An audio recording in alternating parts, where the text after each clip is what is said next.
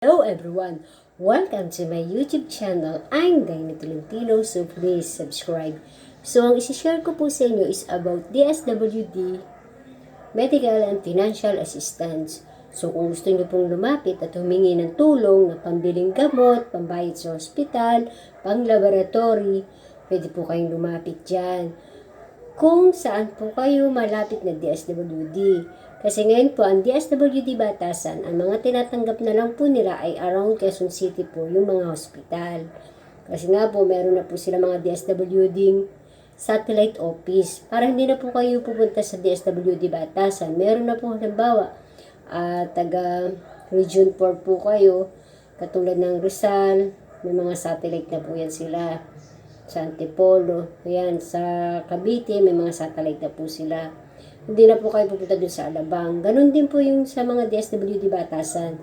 Sa pinaka-main po, ang pupunta na lang dun ay yung mga lugar na pwedeng sa kanila lang. Kasi halimbawa katulad ng Caloocan, Malabon, o Nabotas, yung mga taga Rodriguez, meron na po sila mga satellite office. Kaya ang ino-occupied na lang po ngayon na Batasan office ay yung mga hospital around Quezon City po. At saka yung mga lugar na kung saan cover ng Quezon City po ng Batasan. Kaya ngayon po, ang kanilang opisina ay one day processing na lang po. Kasi kumbaga, hindi na po ganun ka big volume ang mga taong humingi ng tulong. Kasi nga po, meron na po sila mga DSWD satellite. Kumbaga, nabawasan po yung mga kliyente nila na nagpupunta doon. Kaya po ang mangyayari diyan ay one day processing na lang po. Kung kumpleto po ang inyong mga papel, katulad ng paghingi po ng mga gamot at financial assistance, ay maibibigay po sa inyo kung kumpleto po kayo sa mga requirements. Katulad po ng, halimbawa, hospital bill nyo. Nagre-release po sila ng guarantee letter. Kung kumpleto yung requirements nyo, ngayon din, release din po. Ganun din naman yung pambili yung gamot, pang-laboratory nyo, mga pangangailangan nyo sa pagpapagamot, mga educational assistance, transportation. Hindi na po kayo magpapa-schedule, wala na po yung schedule, nabago na po ang proseso, one day process na po.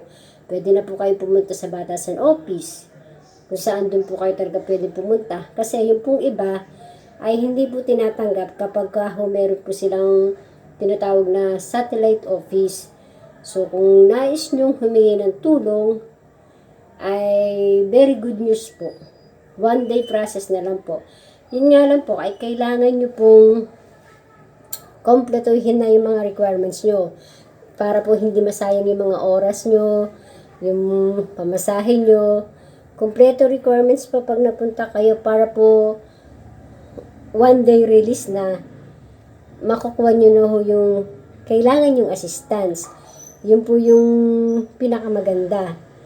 At gawa nga po ng ganyan, nagbago na sila, yung proseso nila, one day releasing na, pagkakompleto requirements, kadahilanan nga po, nabawasan na po yung mga kliyente nila, sapagkat sila nga po ay nagtayo ng kanilang mga DSWD satellite office.